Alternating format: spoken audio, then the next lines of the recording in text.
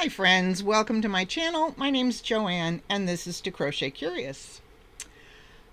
Well, let's do the very first chapter of a new series for me called Crochet Books. This is chapter 1. I'm going to talk today about stitch dictionaries and stitch guides, and I've got 4 examples here. I'm just going to look at them with you and just talk about the different features and why it might be useful to have more than one of anything, right? Okay, so let's start with the dictionary. So the first one I got was this one, Crochet Stitch Dictionary. I'm sure you've seen this before or seen it on Amazon or something. 200 Essential Stitches with Step-by-Step Photos by Sarah Hazell. And this was, let me see, published in 2013. So, and it has a dictionary, a reference of the stitches in color, as the index. So you can see what page it's on, the thing that interests you, you can find it. And then when you look at it, you will see pictorial and explanations, and also what the chart looks like here. So you can get all those references in whichever one speaks to you. Oh, and then the step-by-step drawing references are down here. So you can break it apart and see what the individual parts are. So if you have a hard time reading charts, something like this might be useful to you as you learn new stitches. So you say, wow, that looks really comprehensive and it's got 200 stitches, so why would I need another one? So this one I got, and I bought this one used. It is the Crochet Stitch Bible by Betty Barnden. The essential illustrated reference, over 200 traditional and contemporary stitches with easy to follow charts. I just wanted to have another reference because, it interested me. This one was also published in 2013, so they've been around a while. But, so this one is by collection of stitches, basic stitches, textured stitches, fans and shells. And then you go to your section and you find what you're looking for. Okay, so, and it has, both of them have some basic crochet instructions, and here we have, so, it's a little different. So here's the waffle stitch. Now it isn't numbered, but you can see over here there's special information. The waffle stitch shows you what it looks like, what it's made out of on the chart, and then the special stitches is 2 linked, can't even read this, didn't bring any glasses out here, is 2 linked extended single crochets. So and this is under the textured stitches. Now, over here we've got a woven stitch and a pike stitch, and it doesn't have this additional information. So there's no special stitch to go in this one. It's just your standard stitches put together in a certain way. So, each one is a little different. Now, I watched the Battle of the Stitches with Heather and Teresa. Strings and Threads and Critters Crochet does Battle of the Stitches every month, and they invited everybody to join, and they're using a 200 stitch dictionary as well, but it's different from these. And when I heard what the stitch was for this month, I looked them up in both of my dictionaries, and neither one of them has it. So it might be called something else, or I might need another stitch dictionary if I want to participate and follow along with them, because they may pick things that are not in my stitch books. So, you know, there's choices to be made. Now, am I going to use every page of all of these books? Well, no, but I do want to design things and I want to learn how to do different things, and so different references might speak to me differently. It is for inspiration and to learn something new. I'm okay with having more than one. I really am. And maybe it would be useful to have one that was published less than 10 years ago. But I don't know if we've invented any new stitches, but they might be called something different. So maybe. Now, the other thing I want to talk about is a stitch guide and design guide. Okay, so you got to read the label on the books and figure out what you're getting.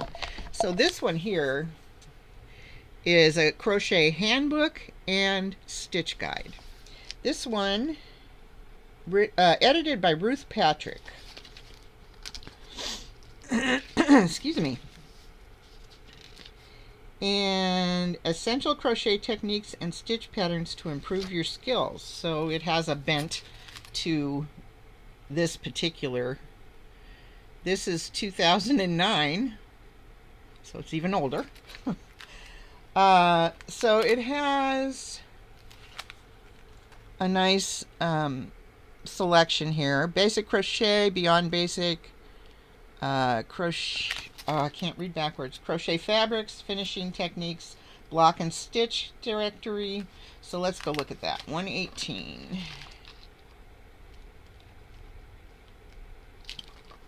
So the block and stitch directory has a list of stitches that you can see, and I did not look here for the double wide. No, I don't see it. But it could be called something else. So it shows you a variety of ways to use different stitches.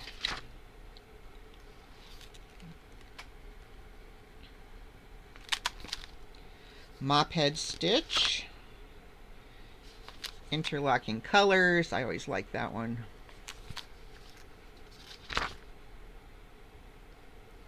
So there's some beautiful things here. Tiny textures, starburst, shell lace, soft waves. You know, and we've seen a lot of these other places as well. And this is a handbook and stitch guide to improve skills. So some of these, like this, it's named Chocolate Delight.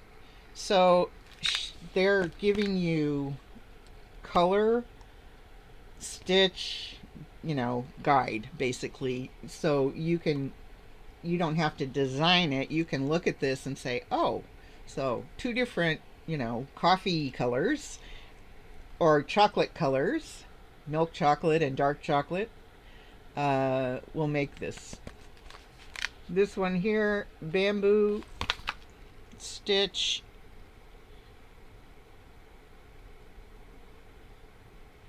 And then it tells you on the side what it's made out of. It's worked in 2 colors. So, I think this is, it's got intarsia in here. So it has a bunch of skills in here. I guess I better look at this when I look at learning mosaic and other stuff. So, fillet, lace, hairpin, broomstick, Tunisian, intarsia. Nice. So there's a lot going on in this little book.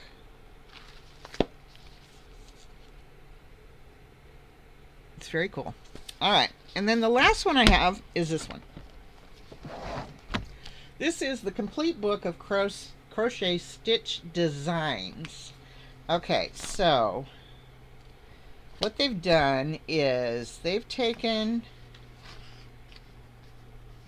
a stitch.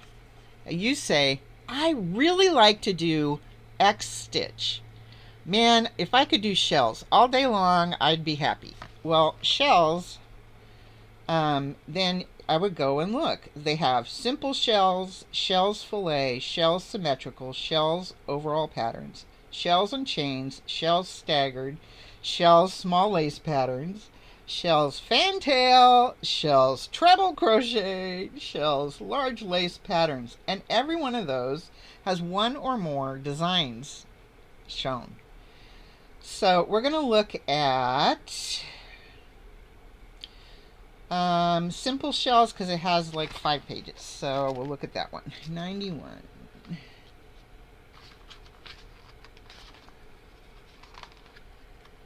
So simple shells starts here. Oh, not 91. It's pattern 91. And it just happens to be on page 93. So let me double check this. Oh, 91. Okay, never mind. Page 91 starts simple shells. And then you can see all the different patterns. So simple shells starts with this first one. And they're not named. It's just a design using simple shells. Okay, then we've got this one, that one, that one. It has the charts and the instructions and a picture in color. There's more. And last page has one more design on it. So there's like 88 to 95 is 8 designs. 8 different simple shell designs. Then it goes on to shell fillet and shows a bunch of fillet. So this one I think is great if you prefer particular stitch but you want to expand a little bit, or you're like, I totally get a double crochet, I totally get a half double crochet. Then you can take that and expand from that. And this says 500 classic and original patterns. So 500. Wow. So there is a lot in here. There's vertical columns. There's a bunch of those.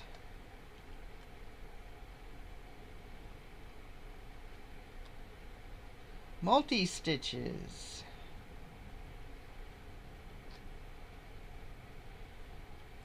So Linda Shappers is the author.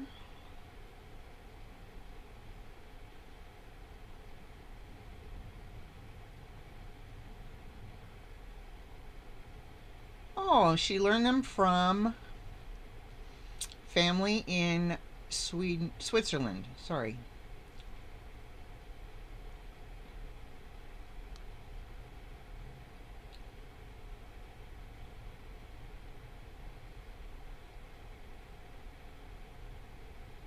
So, Linda Shapper is the author. And did I tell you when this one was published? Let's see. This is the revised edition.